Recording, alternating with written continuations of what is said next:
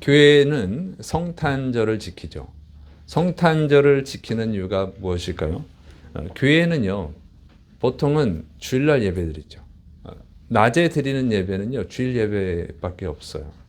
근데 주일이 아닌데도 11시 예배 드리는 건요, 성탄절밖에 없어요. 그죠? 교회 예배는 새벽, 저녁, 그리고 주일 예배는 오전이에요. 이렇게 되어 있습니다. 그러니까 그 주일이 아닌 때 11시 예배는요, 딱 성탄절밖에 없거든요. 부활절은 주일날 드려요. 그러니까 맥주감사절 주일날 드립니다. 추수감사절 주일날 드려요. 물론 우리나라 상황이죠. 미국에서는 추수감사절이 뭐 주일날 아닌 때도 드릴 수 있는지 모르겠네요. 그거는 내가 모르겠고. 근데 우리 한국 교회에서는 이 주일이 아닌데도 11시 예배 드리는 건 성탄절밖에 없습니다. 자, 그건 뭐냐면 성탄절이 그만큼 중요하다고 하는 거예요. 그 성탄절, 교회에서 정말 가장 중요하게 예배 드리는 날, 그 절기가 성탄절. 그다음에 뭐예요? 부활절입니다. 부활절하고 성탄절이 제일 중요해요. 왜냐하면 이것은 우리를 구원하기 위해서 오신 날이니까, 주님이. 그런데 이제 어떤 분들은 성탄절은 예수님이 탄생하신 날이 아니다. 뭐 로마의 태양신, 탄생을 기념하는 날이다. 이렇게 해가지고 이 성탄절날 예배드리는 거 우상숭배다. 이렇게 주장하는 분들도 있어요. 네, 그리고 예수님이 탄생하신 날은 다른 날이다. 그런데 이런 주장은 엉터리입니다. 대안 없는 주장이죠. 그리고 이런 주장을 하는 사람들은 거의 다 이단입니다.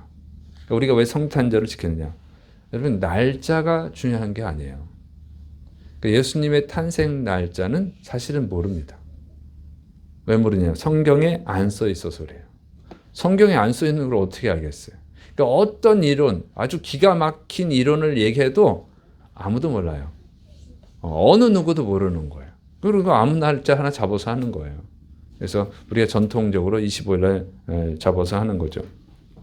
왜 알 수가 없냐면 안 기록되어 있고. 근데 우리가 이 성경의 날짜를 뭐 6월절, 안식 이렇게 주장하는 사람들 있잖아요. 사실은 몰라요. 하나님이 천지를 창조하셨을 때 그 창세기에 나오는 그 날짜 그대로 지키고 있느냐? 우리는 사실을 모릅니다. 왜냐하면 노아 심판 이후에 신앙심이 별로 안 좋아졌어요. 그래가지고 아브람, 믿음의 조상이라고 하는 아브람 때 아브람도 우상 숭배했던 사람으로 알려져 있잖아요.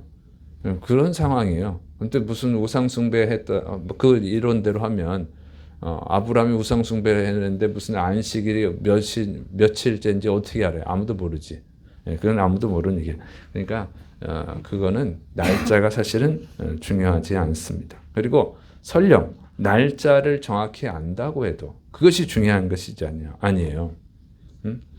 날짜를 정확히 지킨다고 해서 하나님이 기뻐하시느냐? 그건 아니죠.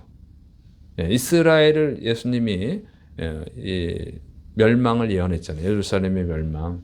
예수님 멸망 예언하고 망했어요. 그럼 그 사람들이 안식을 안 지켜서 망했냐? 6월절을 안 지켜서 망했냐? 그렇지 않죠. 6월절 안식일 다 잘 지켰어요. 근데 예수님이 성전에 가서 엎어버리시잖아요.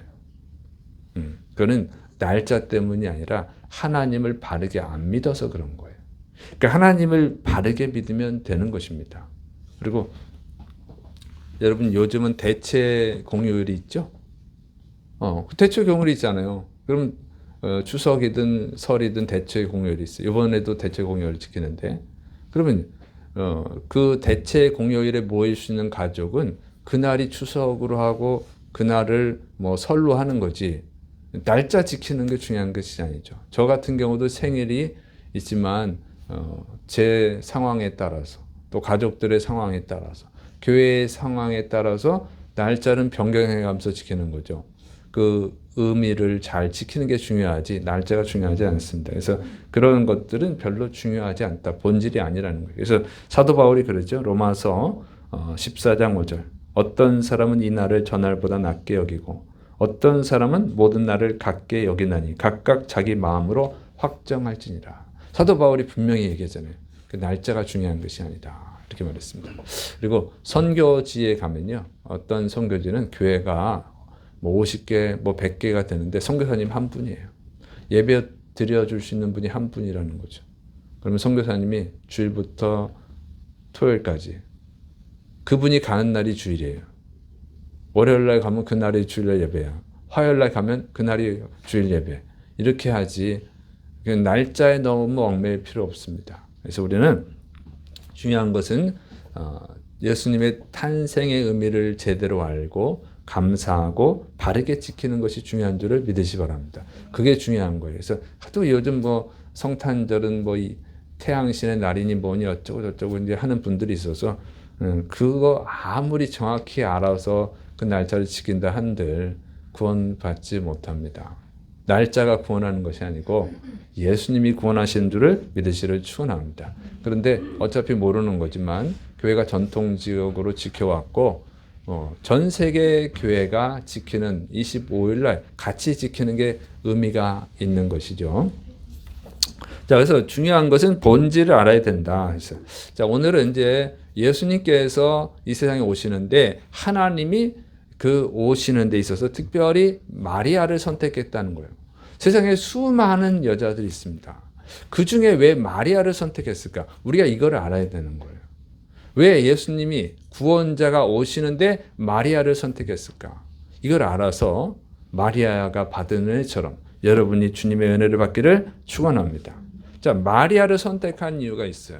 예수님 하나님께서 메시아가 예수님이에요. 메시아를 보내주신다고 그랬는데 메시아를 누구의 후손으로 보내주냐면 다윗의 후손으로 보내주신다고 약속하셨어요.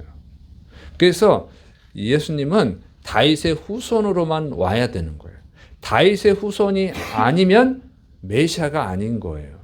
근데 다윗의 후손, 그러니까 마리아는 바로 다윗의 후손입니다. 마리아가 다윗의 후손이기 때문에 예수님이 마리아에게서 나오신 거예요. 그리고 요셉도 다윗의 후손이에요.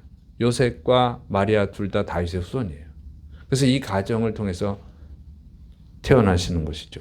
그러니까 이것은 뭘 가르쳐 주냐면 하나님은 약속을 반드시 지키신다. 믿습니까? 하나님이 자신의 독생자를 보내주실 때도 그 약속대로 다윗의 후손으로 보내주셨다는 거예요.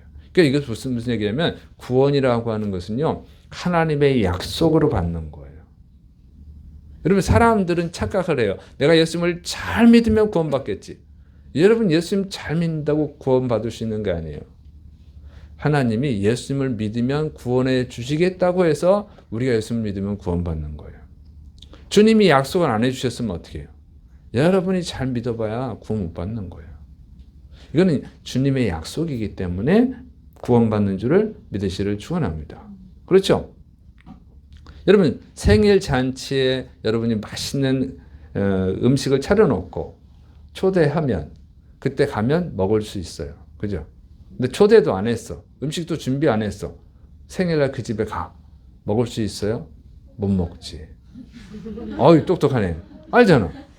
애기도 하는 거야. 애기도. 그죠? 애기도 안 해. 예. 그렇죠? 아니 그 손님 그 생일을 잔치를 차려놓고 초대했을 때 가서 먹을 수 있는 거지. 초대도 안 하고 음식도 준비 안 했는데 그 집에 가가지고 생일 밥상 내놔라 그러면 저 사람이 좀 정신이 이상하구나 이렇게 생각하는 거예요. 그래서 여러분 예수님을 믿음으로 구원받는 것은 하나님의 은혜의 약속인 줄을 믿으시기 바랍니다. 하나님의 은혜 약속이. 그래서 그 약속대로 구원받는 거예요. 근데 예수님 하나님께서 약속하시기를 오직 예수님을 믿어야만 구원받는다 약속했어요. 요한복음 14장 6절 예수님께서 이르시되 내가 곧 길이요 진리요 생명이니 나로 말미암지 않고는 아버지께로 올 자가 없느니라. 믿습니까? 그래서 이 약속을 말하는 거예요.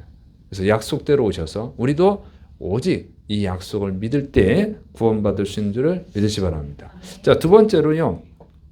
마리아는 동정녀라고 그랬어요. 동정녀. 그러니까 남자를 가까이 해본 적이 없다. 남자와 잠을 잔 적이 없다. 이렇게 말하죠. 어떻게 애를 낳습니까? 바로 그게 조건이에요. 신앙이 순결해야 된다고 하는 거죠. 하나님의 아들, 죄 없는 독생자. 그 죄가 없어야 구원자의 조건이 여러 가지인데 그 중에 하나가 죄가 없어야 돼요. 죄를 가지고 온 사람은, 죄를 갖고 있는 존재는 다른 사람이 죄를 용서할 수 없죠. 그래서 다른 남자는 다 죄가 있어요. 인간은 다 죄가 있어요. 그래서 다른 남자와 동침한 사람이 애를 낳으면 독생자로 인정받을 수가 없습니다. 그래서 동정녀를 선택한 거예요. 이것은 신앙의 순결을 지켜야 된다고 하는 것입니다. 신앙의 순결을 지켜야 구원받을 수 있어요. 그러니까 하나님 외에 다른 신을 믿으면 구원받을 수 없다고 하는 거예요. 여러분, 예수님을 믿는다고 하면서도 우상을 찾아가고 무당을 찾아가고 점을 보고 오늘의 운세를 보고 이런 분들이 있죠. 그런 신앙은요, 순결하지 않은 신앙이에요. 그래서 하나님이 미워하는 신앙이에요.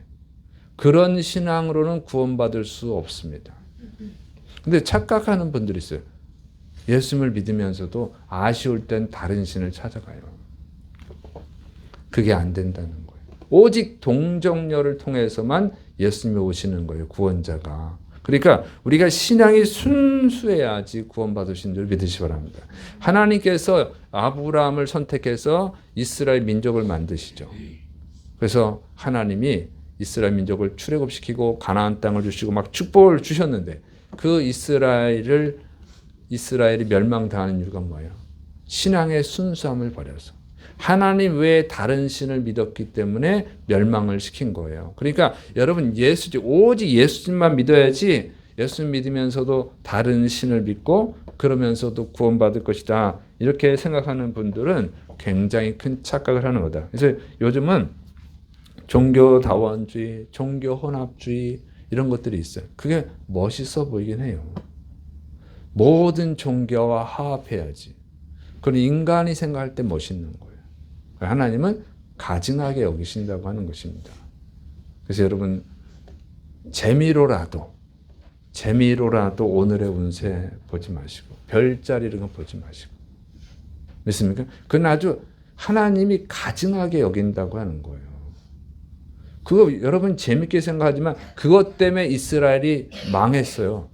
하나님이 멸망을 시킨 거예요. 이게 요즘은 성도들이 그러니까 너무 하나님에 대해서 모르는 거예요. 하나님이 얼마나 가증하게 여기는데요.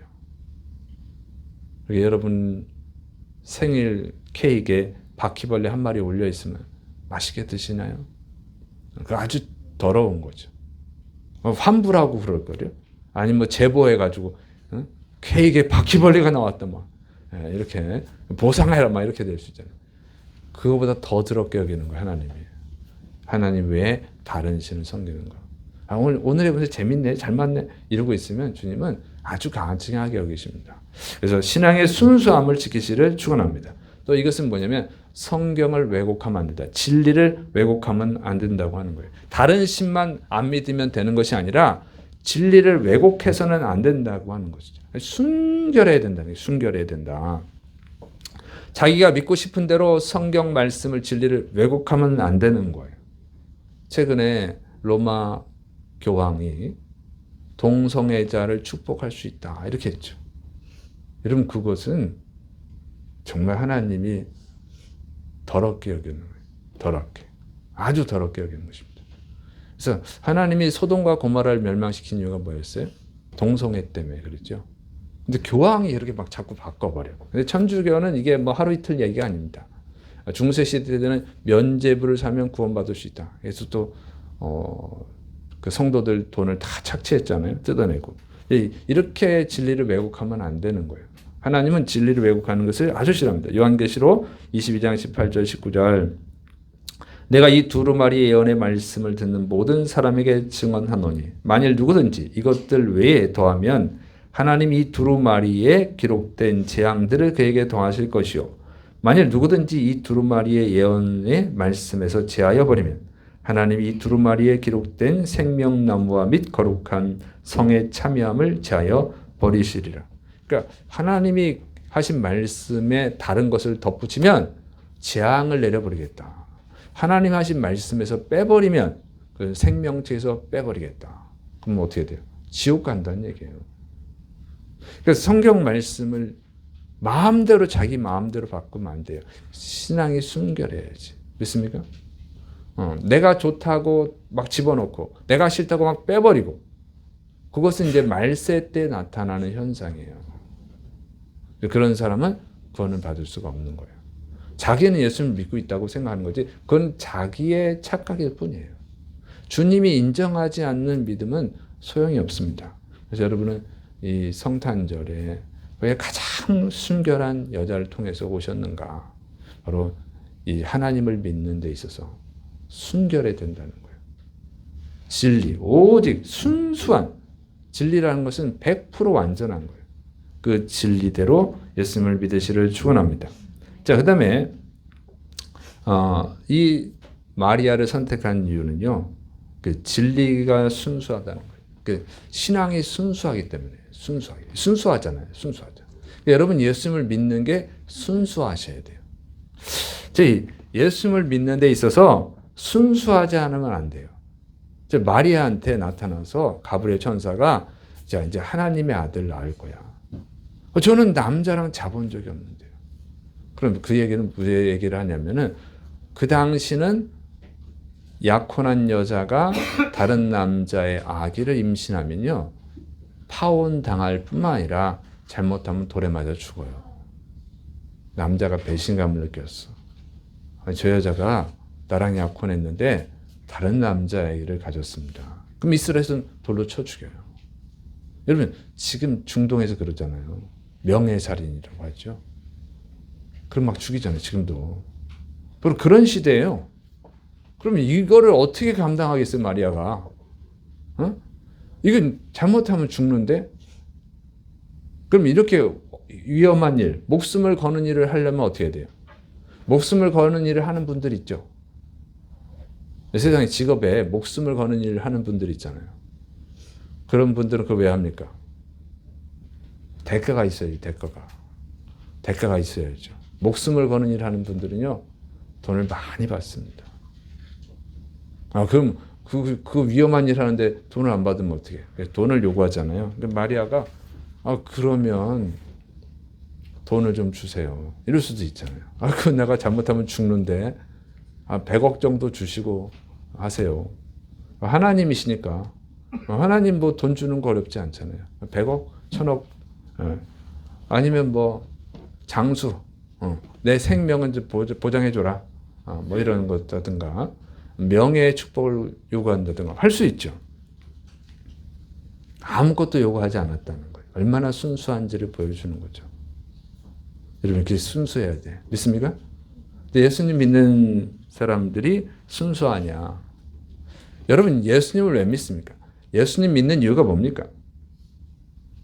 구원받으려고 믿는 거잖아요. 그죠? 주 예수를 믿으라. 그러면 너와 내 집이 구원을 얻으리라. 예수님께서 우리에게 약속하신 것은요, 구원이거든요. 구원을 주신다고 약속하신 거예요. 나를 믿으면 구원을 받는다. 그걸 약속했어요. 그런데 제가 예수 믿을 테니까 물질 축복 주세요. 문제 해결해 주세요. 병 고쳐 주세요. 제 아들 좋은 데 취직하게 해 주세요. 여러분 예수님 믿으면서 성도들이 요구하는 게 너무 많아. 예수님 믿는 게 마치 공로 같아요. 내가 믿어줄 테니까 이런 거 축복 주세요. 그런데 안 주셔. 그러면 뭐라 그래요? 예수님 믿었는데 부자도 못 됐네. 예수님 믿었는데 대학도 못 붙었네. 예수님 믿었는데 병도 안 났네. 막 이렇게 시험 들어요. 그건 뭐냐면 내가 믿어줄 테니까 나한테 이런 축복 주세요. 이러는 거예요. 그러니까 믿어주는 거예요. 신앙이 잘못된 거예요. 우리가 예수님을 믿는 것은 그런 축복 받으려고 믿는 게 아니고 구원의 축복을 받으려고 믿는 거예요. 그게 순수한 신앙인 줄을 믿으시 바랍니다. 주님이 약속한 게 구원인데 왜 약속하지도 않은 걸 자꾸 달라고 그러냐고요. 근데 마리아는요, 아무것도 요구하지 않았어요. 그래서 마리아를 선택한 겁니다. 마리아한테 얘기했더니 그럼 1000억 주세요. 그러면 주님이 그래 줄 테니까 하라. 그렇게 하겠어요? 정이 떨어져지. 너는 안 되겠다. 탈락. 이렇게 되는 거죠. 그래서 여러분 예수님을 믿는 것은 우리에게 구원을 주신 거예요. 우리가 감사한 거지 우리가 예수님을 믿어주는 것이 예수님께 좋은 것이 아니에요. 우리는 그냥 구원을 주신다고 구원을 주시려고 죽으러 오셨잖아요. 예수님은 죽으러 오신 거예요. 여러분을 죄에서 구원하시고 천국으로 보내주시기 위해서. 죽으러 오신 줄을 믿으시기 바랍니다. 그러면 감사하지 더 이상 무엇을 요구합니까? 요구해서는 안 되는 거예요. 감사하죠. 그런데 이 순수하게 하나님을 믿으면요. 근데 은혜가 있어요. 보너스가 있어요. 마리아는 아무것도 요구하지 않았잖아요. 근데 동방의 박사들이 황금과 유향과 몰약, 당시 최고의 보물을 가지고 왔어요. 아무것도 요구한 것은 없어요. 신기하죠. 여러분, 이 신앙을 순수하게 하세요. 그럴 때 축복이 있는 줄 믿으시기 바랍니다. 뭔가를 달라고 그러면 하나님은 안 주는데 아무것도 달라고 하지 않고 순수하게 믿으면 그냥 막 하나님 기뻐서 주십니다. 예수님이 약속하셨죠. 마태복음 6장 33절 그런즉 너희는 먼저 그의 나라와 그의 의를 구하라. 그러면 이 모든 것을 너에게 더하시리라. 아, 참 신기하죠. 아무것도 요구하지 않고 오직 하나님의 나라와 하나님의 의를 위해서 신앙생활하면 모든 것을 너에게 더하신다. 필요한 걸 주신다는 거예요. 믿습니까?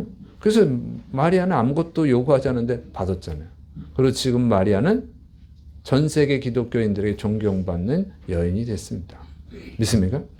마리아가 요구한 게 아니에요. 그냥 하나님이 주시는 거예요. 그래서 여러분이 정말 여러분을 구원하러 이 세상에 죽으러 오신 그 예수님께 감사하고 그 예수님을 위해서 살아가세요. 그러면 구하지 않아도 하나님이 복을 주시는 줄을 믿으시기를 축원합니다. 이건 쉽게 이해하시면 돼요. 여러분이 정말로 부모님께 효도하면 그 부모님이 정상적인 부모님이고 재산이 많은 부모님이라고 하면 여러분이 정말 순수하게 효도하면 부모님이 다 주실 거예요. 그런데 그 부모님한테 돈이 많다고 아빠 돈 줘, 엄마 돈 줘, 뭐 자꾸 이러면 짜증 나실 거예요. 짜증 나실 거라고. 그래서 순수하게 믿으시기를 축원합니다. 자, 그다음에 마리아를 선택한 이유는 뭐냐면 마리아는요 이런 일을 당했을 때 이제 잘못하면 죽을 수 있잖아요. 그럼 그 뭐 해야 돼? 자기가 살기 위한 일을 해야죠. 살기 위해서는 뭐 해야 됩니까? 일단 요셉한테 가가지고 내가 임신을 했는데 이거는 다른 남자의 아이를 임신한 게 아니고 하나님께서 독생자를 보내주려고 저를 성령으로 잉태하게 하신 거라고 이런 설명을 해야죠. 안 그러면 잘못하면 죽잖아요. 근데 마리아는 그걸 안 해요. 마리아는 아무것도 안 해요.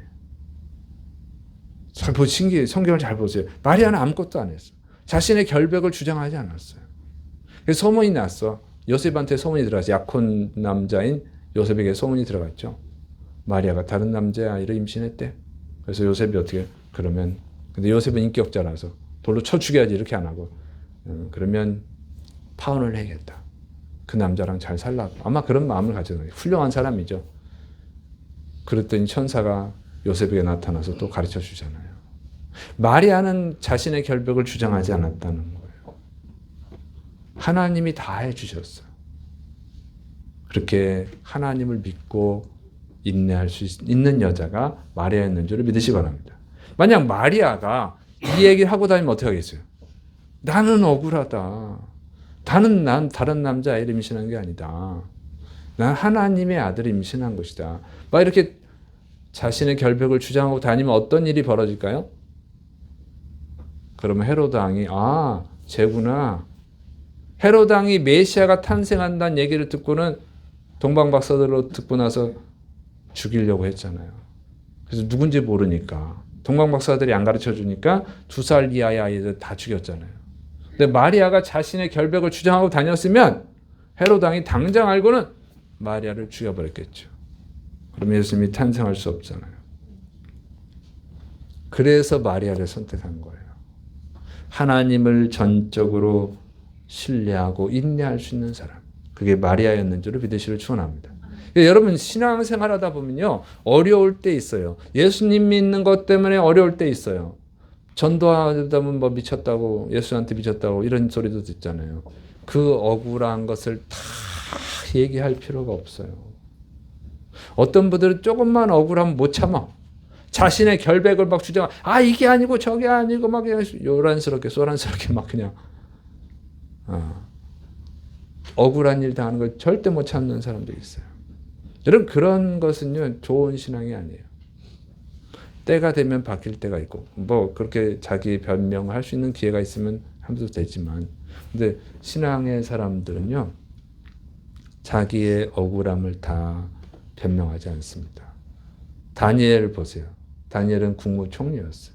다리오 왕에게 사랑받는 총애받는 국무총리였습니다. 근데 다른 신하들이 이제 30일 동안 다리오 왕 외에 다른 신에게 기도하는 사람, 다른 사람의 기도하는 사람 다 사자굴 속에 집어넣는 법을 만들었습니다.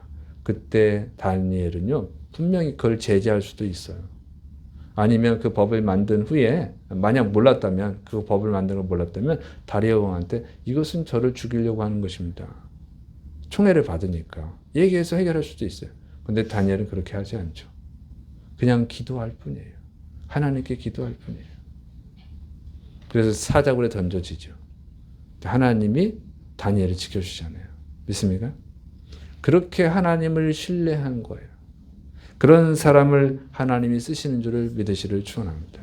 그러니까 마리아가 바로 어린 여자였지만 예수님 믿는 것 때문에 예수님을 잉태한 것 때문에 당하는 그 억울함, 그 고난 그거를 막 떠벌리고 다니지 않았다. 그냥 하나님께 맡길 수 있었다고 하는 거예요. 여러분 예수님 믿을 때 조금 어려움 당해도 좀 인내하시기를 축원합니다. 응? 주님은 죽으러 오셨잖아요. 주님이 당하신 고난에 비하면 우리가 예수님 믿는 것 때문에 당하는 어려움이 뭐 얼마나 크겠어요. 그래서 수많은 여자들 중에 마리아를 선택하신 거예요. 이런 이유들로 인해서. 그래서 이런 놀라운 축복을 받았습니다. 여러분 이 성탄절 예수님이 특별히 마리아를 선택한 이유들을 생각하시면서 여러분도 하나님의 은혜를 받기에 충분한 분들이 되시를 축원합니다. 그리고 정말 멋있잖아요.